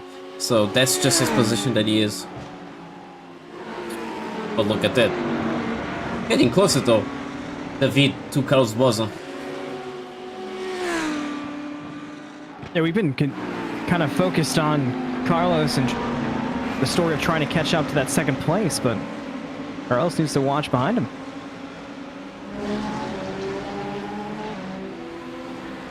Austin has been trying for this for so long, it feels like, to get into this P2. And it's been consistent, but there just really hasn't been many openings. Every time we cut to it, there just is no clear spot for Austin to try to take that overtake.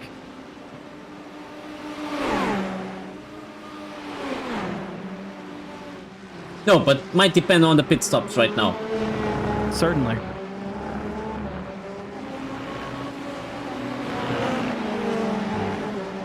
Because this is time for them to pit right now. Come on, we'll go first. You see Matis is already in the pit lane, and it is Austin that pits. Again, Wesley, he did pit later than these two drivers that I just said. So of course he can keep going a bit more. In fact, the top 5, besides Wesley, has gone to the pit. Bias. Balas. I have no idea how to say it. Sorry. the driver for the Magic Arrow team. He is keeping himself in P2 for now, before he goes to the pit as well. Oh, interesting enough, we've seen this livery on other cars. We've seen on the Porsche, we've seen it on the BMW. We have not seen it on the Acura. Now that the Acura is the car to drive, we also see it on this car. It looks great, doesn't it? Yeah, that's a gorgeous one. I said it earlier, I just like the ones that stand out. That's why I was a big fan of the Tinder car. It stands out for different reasons. Yeah. Give me colorful and give me a little bit crazy.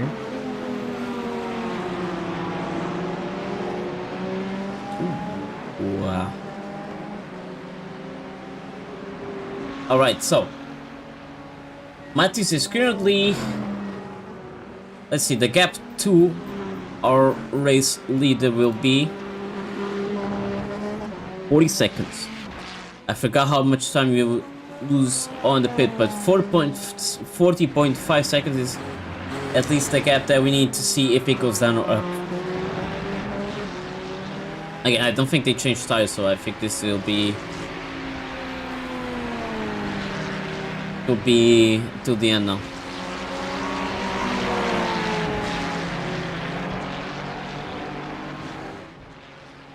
Yep. Whoa. Cause Bosley, he did lose his place. I just noticed that the Lamborghini is now top 3.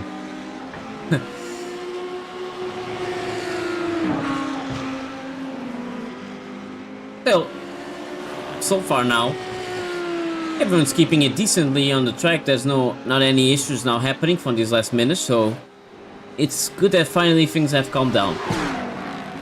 But the racing is still going on, though. Don't forget that this is still a race, and by race I mean the time that you need to finish first. Look, Mattis is still ahead. Look, Wesley is still behind. So the pit stop did not change the position for this. It did reduce the time by 1.4 seconds about. And I wonder if Also that's created going some to space with Austin. Someone is mad. It did certainly, and that's what I expected for it to happen when Wesley went to the pits later. But now, Carlos Boza as well is going to the pits. The top 5 is on the pits of the GT3s. This is crucial if you want to be ahead of David again. His pit crew has got to be quick. The virtual pit crew.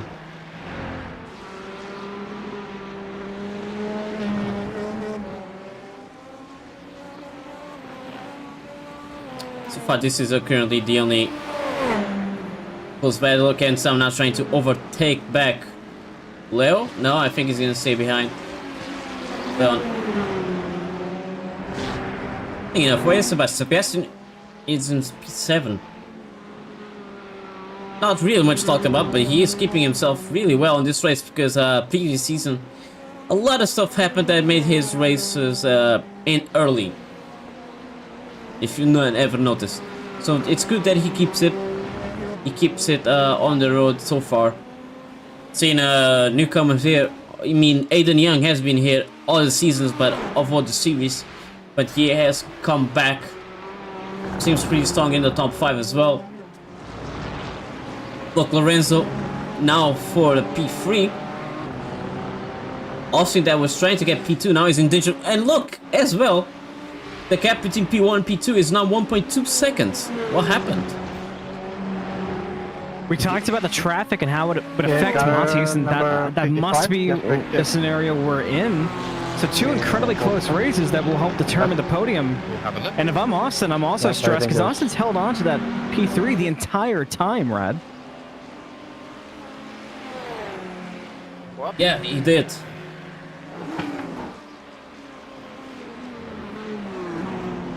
Right.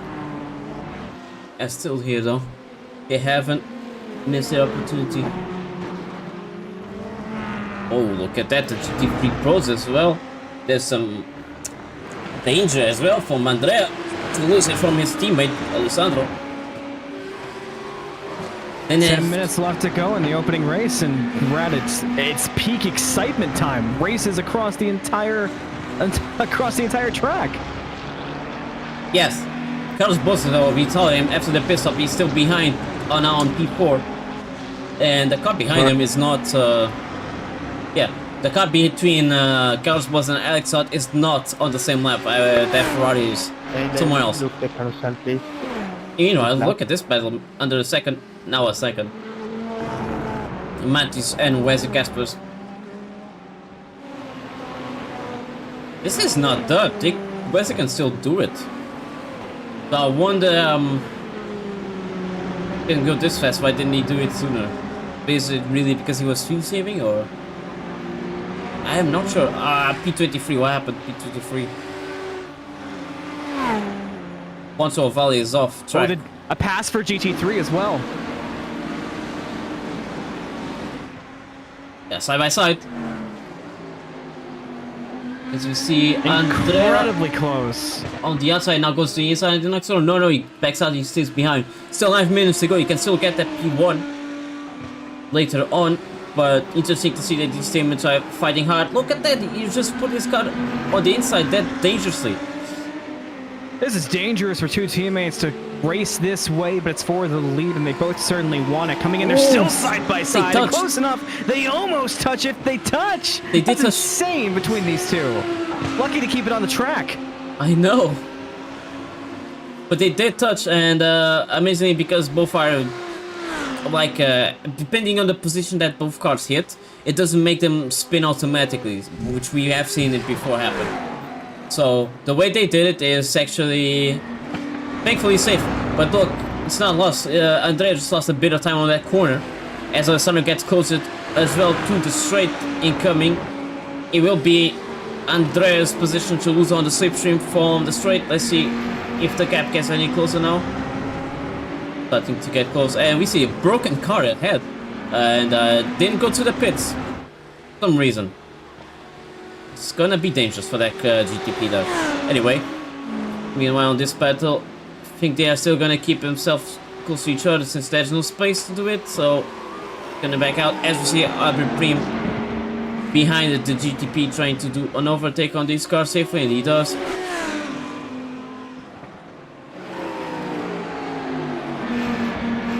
The GTP class, the lead has extended for Matisse a little bit, so a bit more breathing room now. More comfortably above a second. Same thing for third place. Lorenzo close to a second behind. This is it. This is again the same part that we saw the overtake before. It might happen again as Andreas tries to defend the bin on the inside, but he's gonna let Alessandro go for the inside. Is it too much? Yeah, he goes too deep, and Andreas is taken right back. Exciting. He knew, calculated exactly the breaking point, Andrea, to Alessandro make his commit to his mistake. So he just leaves his opponent make the mistake and keeps himself ahead, and now the gap is 0.5 of a second. We'll see how much this GTP car affects it as well, because that's something we saw in the previous attempt that really affected how quick the overtake came out. So not done racing quite yet, and still some time to go, not even at the 5 minute to go mark. So certainly one of the most exciting races on the track, but it's incredible how close everyone is with so much time left to go, especially considering how we got to this point between the chaos and all the crashes throughout to end with such exciting back and forth racing that's been relatively clean. It's a feat. What happened, Carlos? I think it was GTP that we saw that had all that trouble. He still kept going on the track for some reason. Anyway, Carlos Bosa now trying to. Oops. Carlos Bosa now trying to get back that P3 position that he so much desires.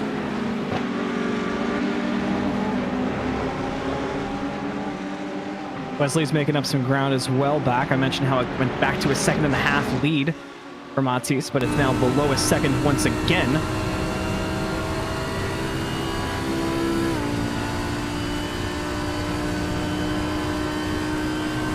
Well, it's too many races to keep up with, but what more do you want? That's kind of the goal. Exactly. Alessandro is getting really close.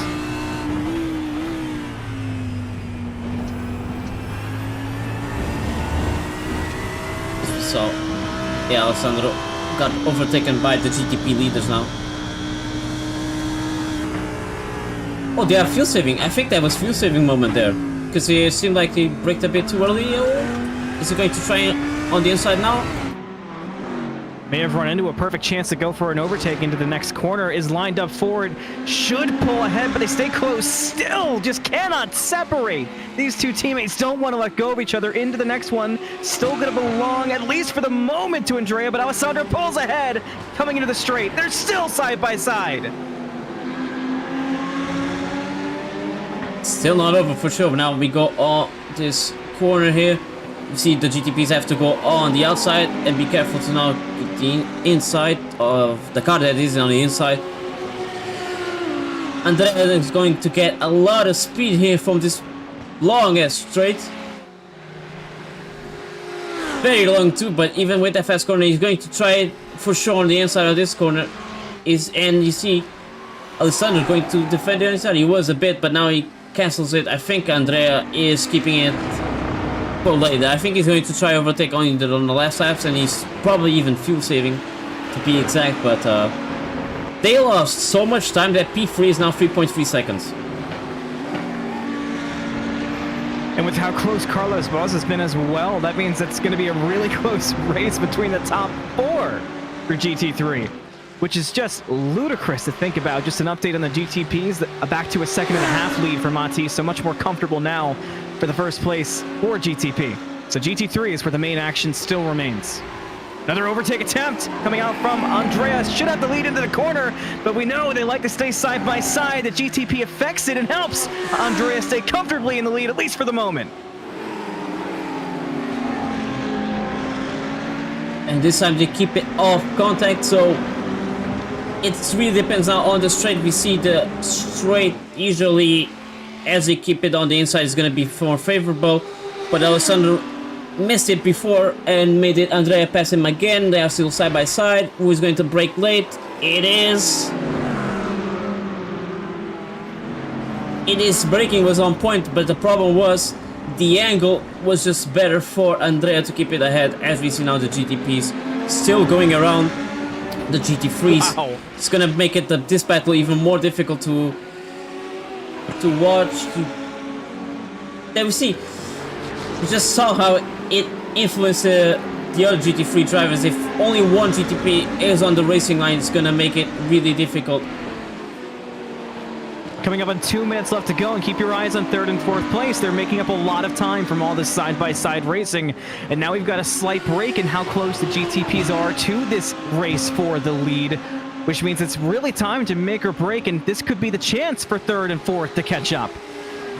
They are indeed really close by. Look at that, the 3 drivers of the same team here on the podium. Carlos was the one to just ruin the podium for them, but he is still 6 tenths behind the car ahead of him. The gap between Alessandro and Andrea just got a bit bigger. You see the GTP still not happening though. The top 3 is basically the same. It's only the GT3s that are really fighting it. And look how close they are on the same picture. As you see the GTP of Sebastian van der Hoeven trying to go in the middle there. He crosses everyone safely on the straight. So no problem in interfering with this battle. Coming up on 1 minute to go. Where is the leader? Just so I can tell you, it will still be... Because the leader is still on this lap, I think there's gonna be another lap after the GT3s cross the line. They have to do it another time, and look, less than 2 tenths between each other of the GT3s. I think Alessandro is going to try it. Going to try it now. Go to the inside. This next overtake could open up for 3rd place as well if it gets too aggressive. Andrea's got to be perfect on this defense.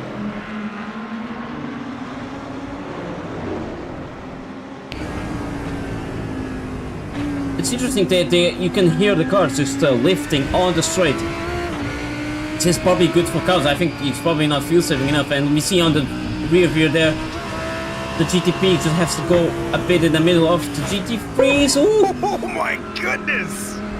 Spoils a bit for them. Look, another GTP just has to go on the outside of all the GT3s. And another GTP coming in. As they all go now safely around. Oh, what? Yeah, they are safely around. Carlos Bosta now super close to the GT3s here. Look at the speed that David is going to get now for the next corner. Dangerous dancing for the lead now over that hour mark, so every spot matters even more so between these top four who are still so close into the corner. Almost trouble, a little bit of contact, but we're still holding on. Carlos Bosta did his best to try and get that podium position, but of course it's still one more lap to go. And let's just quickly see where Matisse is. He is on his last lap indeed. As it crossed the line hypercar after crossed the line with less than a second to go, so we have one extra lap. Exactly. And we see more GTPs coming in, and we see Alessandro as well trying to see if there's an opportunity for this one. I think he's gonna wait for the next straight that we see on the hard braking zone downhill on turn 3. Oh, it's trouble between third and fourth. Carlos got a little bit too aggressive and brings down one of the teammates off the podium. That is one certainly to investigate, I think, for the steward. It still keeps himself in P3 because he had like an 8-second gap between P3 and P4. I mean, before P5 is yeah, about 8 seconds exactly, but now it's down to 1.5 seconds. A lot of stuff happening. Look, João Diaz on the GTP just went off track. Him and Dan Murray apparently. So we will check after the races later. And we see now Matis crossing the line here as he wins a first race of the season 4 of IMSA Anti-Stall Racing Series. But the battle is not done here. At least the racing is still keep going. Edges GT3s here. We have to see still who is going to win it for the first one. It's so close, and we've seen so many times that Alessandro's not afraid to make the aggressive plays for the pass, and the GTPs have continuously affected the race here too. Will this create enough space for Alessandro to catch up? I think the gap is starting to get really, really big here. 4 attempts. I don't think it's going to be enough to catch it on the main straight. I think this is the... Actually, it's a lot of time being made up. Yeah. Though, yeah, the incident will probably have to be investigated so that we see if he gets the position, or if he's gonna lose about 10 seconds or more, which will put him probably in P5. Meanwhile, we see Alex Hodge is going to pass it, but yeah, Andrea Bistor is going to win it for the GT3s. Alessandro Martin P2, Carlos Bosta in P3. Alex Hodge just overtook David, I think. Probably he is out of fuel. David is out of fuel. I think he can't even make it uphill because it's harder to do it uphill when you don't have any fuel. No. That is it. That is out of fuel. Unbelievable. After a race of so much unluck at the end there, just coming up short in fuel. We talked about the lifting that was coming out of those front runners for GT3, and now we understand why. Oh my goodness, what an unfortunate end there. That is indeed a race over there. As we now see Sebastian as well, we need to talk about the AM classes because they were mixed in. So Sebastian then, he was in P7, he still wins the GTP AM class, and Bud Shorter in GT3 AM class wins it as well. Fantastic driving by these drivers. They just kept it on the road all perfectly neat and managed to finish it well high on their positions on the points. Also, we need to see some accidents that happened that we missed because of the battle that was so good. So once again, we see the incident with David Lanzani because I think they need a proper eye watch here. So we see Carlos Bosta getting close. Oh, he was already losing. David was already losing control of the car. I'm not sure if Carlos Bosta had time to... could have had time to avoid it. It's hard to tell. Yeah, it's a really close call. Oh. So, another incident that happened was Dan Murray and João Diaz. No, Demery did this on himself, I think, because he was alone. And you know, we talked about how we mentioned the fact that the hypercar crossed the line with less than a second to go. For that to impact David at the end too, my goodness. Yeah, How unlucky of a race can you have? I know, but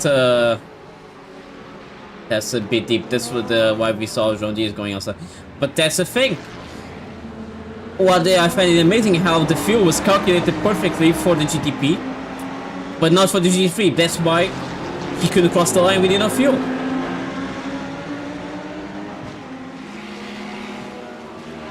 It's something that you can even really practice well, but sometimes that's why it's good to have some extra fuel just in case these things like this happen. But yeah, that's why David Danzani lost to this, because he lost fuel for the race for that extra lap by a full second. Now, shall we go for the results? For the GTP Pros, we have Mattis in first place, the first race of the season 4. We have Wesley Caspers in P2, Austin Campbell finishing off the podium in P3, Lorenzo Zaffoli in P4, Aiden Young in P5, Palace Turotti in P6, Tom Patero in P7, Hakon Grabstein in P8, Alba Prim in P9, Alba Gutierrez in P10, Christian Gamsetter in P11, Danny Hugendorn in P12, Aaron Vavinen in P13, Juan Soval in P14, and Ruben Seven in P15, Tom Desville, which I don't think we saw in the race, in P16. That's for the GTP Pros. Meanwhile, on the GTP AMs, we have Sebastian van der Heuvel in P1, Brian Williams in P2, Robin Duhamel in P3, Neil Zulman in P4, Jean Diaz in P5, Kevin Stam in P6, Leon Overwood in P7, Freak Smith in P8, Daniel Ronke in P9, Ricardo Riva in P10, Carlos Pons in P11. For the GTP Pros, we saw André Bristol in P1, Alessandro Mar in P3, P2, P3 for Alex Ott, Roberto Kovac P4, Enrico Malda in P5, Marco Massetti in P6, Carlos Boas in P7, Marcel Real in P8, Adam Watts in P9, and David Lanzani in P10, as well as Giacomo Murgia in P12 and Ferran Belen in P13. For the GT3 AM class, we have Bart Schott in P1, Tim de Hoont P2, Antonio Quarenta P3, Wood Cousins in P4, Michael Butte in P5, Conor Craig in P6, Amy Graham in P7, P8 for Roberto Philippis, P9 for Juan Legno Verde, P10 for Matteo Emery, Demur in P11, P12 for Samir Arshad, P13 for Garrett Spence, and P14 for Stefan Albanese. That is all the classes done. Now, where is someone for the interviews? Perhaps we have Mattis. Good old Mattis here for our interviews. Hello Mattis, welcome back to the Anti-Soul Racing series and welcome back to winning it as well. Hey mate, yeah, it's good to start the new season on this way. So, did you actually expect more competition this season, or did you think you had it under control? No, I definitely know I'm getting more competition this season than previous season. I know Wesley, very good, so I knew from the beginning that we had a battle like this, but not quite hectic like this one. But yeah, the pace from the others, from P3, P4, P5 and so on, was quite good as well. So the season is going to be a bit more competitive than last season. Also, did you change tires only on the first stop and not the second? Yeah, first pit stop I changed 4 tires, and the second pit stop I didn't change tires. Do you think it was really necessary? Because I think some didn't change tires and still managed to keep going. You mean on the first pit stop? Any pit stops. Yeah, the Acura is a car that eats tires. So if I didn't change tires on the first pit stop, I didn't had any pace left on the end of the race. So I think it's necessary to change tires for the first race for the first pit stop to really make a difference on the end of the race. It's yeah, it's a risk you want to take, I guess, but yeah, because I got ahead, I didn't want to risk it all, and yeah, just change tires. All right. And any questions do you have for Matisse, Anthony? Yeah, well, congratulations, of course. You know, it must feel great instantly getting back to the top of the podium there. But one thing I noticed, and I talked about this a bit during the race, in the previous season, one of your strengths seemed to be when we got into pack racing, you were able to really give yourself a big lead through the pack racing. You got through very safely. A lot of the times being at the front of the pack, you found yourself safe from accidents. But this race, and you talked about this a little bit already, as you were going through, it felt like every time you got into packs, you actually were giving up way more time to Wesley than we were accustomed to seeing from you. Did you feel like the pack racing was a bit tighter and harder to get through, or was it really just Wesley, like you said, being talented enough to keep up with you? Yeah, it's all a bit of luck on this track. You didn't want to take a lot of risk to overtake GT3 cars on this track because the track is not that wide. So a couple centimeters on too far on the left could cost the race. So a bit again of Daytona like last season. I did a bit of the same strategy. Just overtake cars when I can safely. But when it's going to be a risk, I really took it safe this time to not end up into a crash. And besides of that, there is a lot of new GT3 drivers in this season, which I also not know, like driving standards and stuff. Some guys, just want to be safe and want to let you pass. But on the other hand, it's quite unpredictable for me as a GTP driver to, as a GT3 driver, is changing lines on the last second. So from that side, I really don't want to take any risk at this track. For the next tracks, maybe I can take more risks because the track allows me to. But I took it from the safe manner this time. But we got lucky and it works out.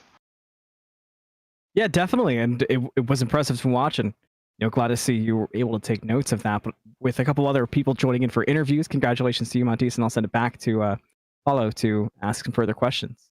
Yeah. Thanks, Wade. Thank you so much, Matisse. And we go now for the GTP AM driver winner of Sebastian van der Hoeven. Hi guys. Hello. Starting really strong here with a win on your class. Already a better result than compared to the previous season. Is it because the accurate drives better? Yeah, I'd say so. I mean, last season I was driving the fourth in GT3, which wasn't great. I mean, it was quick on the straights, but that's about it. So being in a competitive car now is that seems to work. I mean, I didn't have the pace to fight with the guys in the pro class, obviously, but good first race. I'm happy.